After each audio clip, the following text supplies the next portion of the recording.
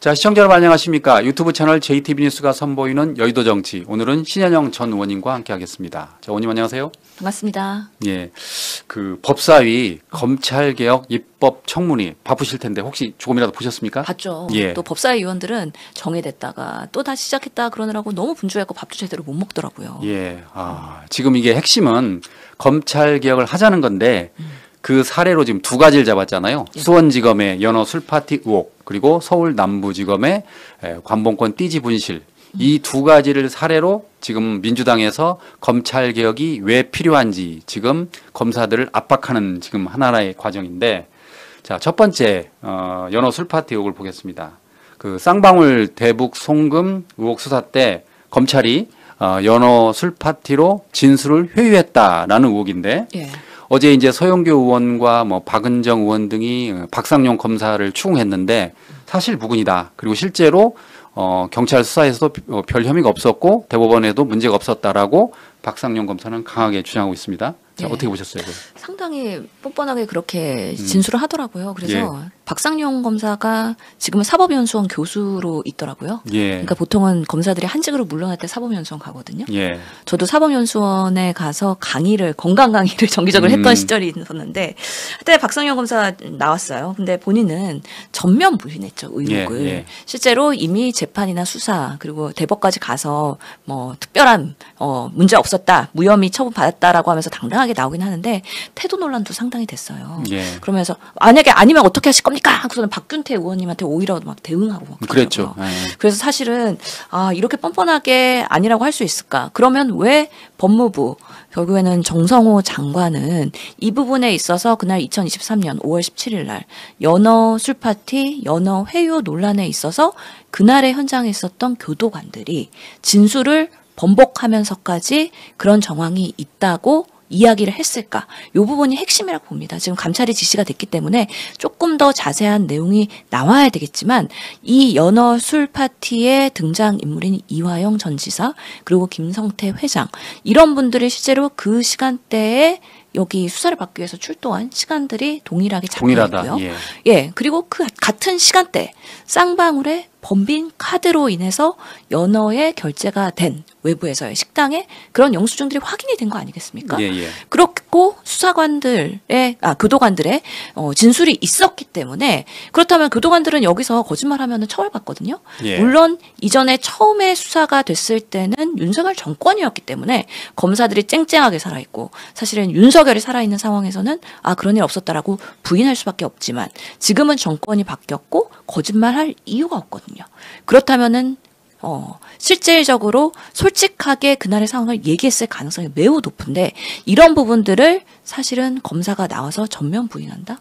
이런 부분에 있어서 국민들이 여전히 검찰이 아니면 검사가 무언가 인멸하고 있는 거 아니냐라는 의구심을 지울 수가 없는 것이죠. 실제로 법무부에서도 이 술을 마신 정황 이런 것도 포착을 했다고 해요. 예. 그런데 여전히 술 반입된 적 없다. 그리고 외부 기업이나 업체가 결제해서 음식 들어간 적 없다라고 부인하고 있기 때문에 이거는 둘 중에 하나는 누군가 거짓말을 명확히 하고 있다. 감찰 결과를 지켜봐야 되겠지만 검사의 진술이 얼마나 신뢰할 것이냐 할 때는 어제는 그렇지 못할 것 같다라고 생각되는 하루였습니다. 그러니까 방금 말씀하신 것처럼 서영교 의원은 지금 윤석열 정권이냐라고 이렇게 박상용 검사한테 이야기했고 김용민 의원은 그 이야기를 했어요. 연어 술 파티 했죠? 라고 하니까 박상용 검사가 기억이 안 납니다. 라고 하니까 김용민 의원 했네. 그러시더라고요. 그리고 실제로 박균택 의원도 사실은 변호인단으로 활동도 했으니까 실제로 김성태 회장과 그리고 이화영 부지사 그리고 이재명 대통령의 공소장에 검찰의 공소장이죠. 거기서 300만 달러가 대북 송금이 됐다라고 하는 내용들이 시간과 장소가 3명이 각각 다른 거예요. 예. 그렇기 때문에 검사가 수사를 해서 만약에 그 3명의 진술에 대해서 일관성 있게 수사를 했으면 공소장이 동일해야 되는 거잖아요. 같은 날 같은 사건이 일어났을 텐데. 근데 왜 사람마다 피의자마다 이렇게 시나리오가 다르냐. 과연 그 공소장을 신뢰할 수 있을 것이냐에 대한 문제까지도 갈 수 있기 때문에 이 부분에 있어서의 대북 송금은 정말 이재명 죽이기를 위한 검찰의 모종의 그런 음모가 아닌가에 대한 부분들이 앞으로는 사실관계가 조금 더 규명될 필요가 있다고 생각이 듭니다. 그러니까 이 출발은 잘 아시는 것처럼 이화영 전 경기도 평화부지사에서 출발을 하잖아요. 그러니까 대북 송금이 지금 800만 달러로 알려져 있죠. 그렇죠. 근데 800만 달러 가운데 지금 500만 달러가 스마트팜 지원비, 그리고 300만 달러가 이재명 전 경기지사의 그 대북 방북 비용, 방북 비용, 거기서 이제 출발한 건데 그 와중에 조사하는 과정에서 검찰이 이화영 부지사를 이렇게 회유했다 그런 의혹이 있고 그 과정에서 술 그리고 술은 소주를 말하는 거죠. 그렇죠. 그다음에 연어 이거를 주면서 했다라는 건데 그 검찰의 회유 의혹이 과연 있느냐가 지금 쟁점인데.